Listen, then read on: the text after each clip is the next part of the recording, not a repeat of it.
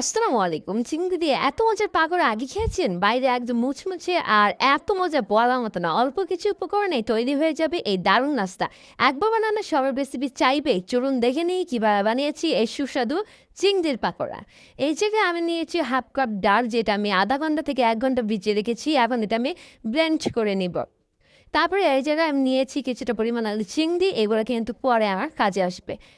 তারপরে এই জায়গায় আমি একটা বোলের ভিতরে নিয়ে নেব আমি যেই ডালগুলো ব্লেন্ড করে রেখেছি ওইগুলো।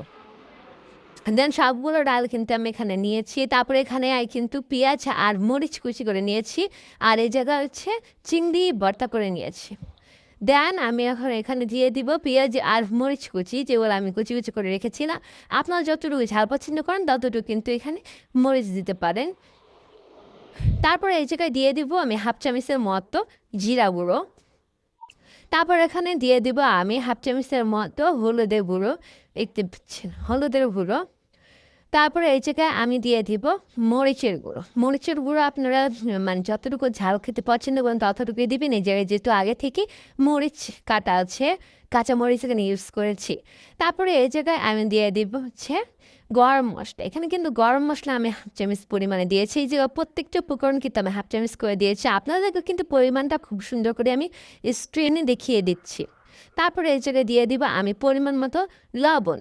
লবণটা কিন্তু আপনার পরিমাণ মতো দিয়ে দিবেন। তো যতটুকু বানাবেন সেম পদ্ধতিতে বানাতে পারবেন, কোনো সমস্যা নেই। তারপর এখানে দিয়ে দিব আমি যেই চিংড়িটা ব্লেন্ড করে রেখেছিলাম ওইটা। এখানে কিন্তু ফ্রিজে রেখেছিলাম বিধায় এটা এত পাতলা আর নরম হয়ে গেছে।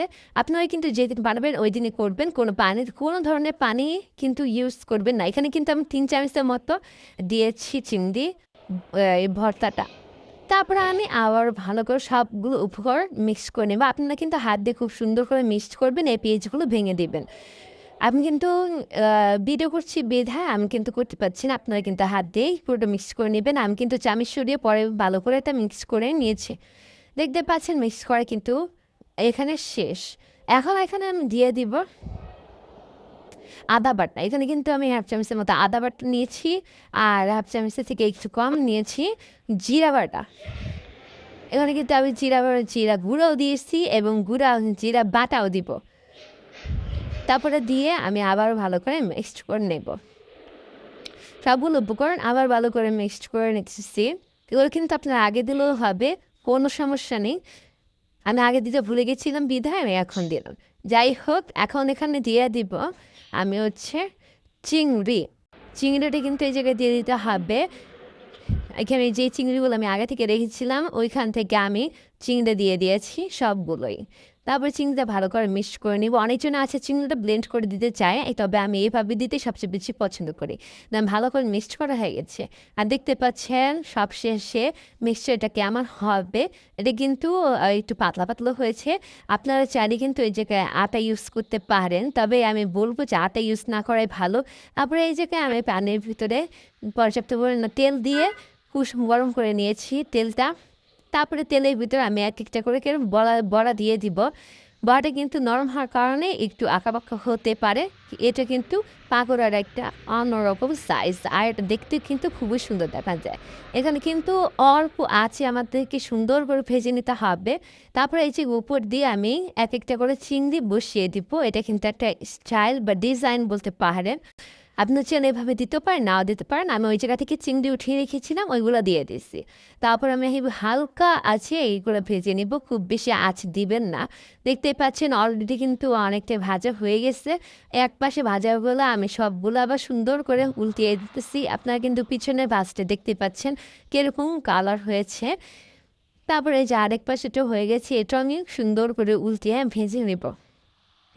দেখতে পাচ্ছেন সবগুলো কিন্তু আমার ভাজা হয়ে গেছে পিছেগুলো। এগুলো সবগুলো আমি এখন উল্টে দিতেছি খুব সুন্দর হালকা হাতে।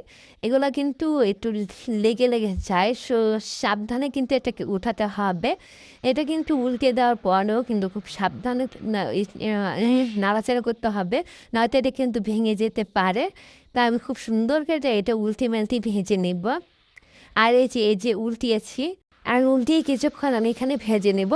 দেখুন আমার কিন্তু উল্টে পাল্টে কিন্তু একদম ভাজা শেষ। দেখছেন কত সুন্দর করে ভেজে নিয়েছি। এখন আমি এটা সার্ভ করব। দেখুন আমাদের মুচমুচে চিংড়ি পাকোড়া একদম তৈরি। বাইরে দারুণ ক্রিস্পি, সত্যি বলতে গরম গরম খেতে অসাধারণ লাগে। একটা প্রশ্ন, আপনারা কি চিংড়ি পাকোড়া বাসা বানিয়ে খেতে চান? তাহলে অবশ্যই কমেন্ট করুন। আর ভিডিওটি ভালো লাগলে অবশ্যই লাইক করবেন আর অবশ্যই সাবস্ক্রাইব করবেন এরকম ভিডিও পাওয়ার জন্য।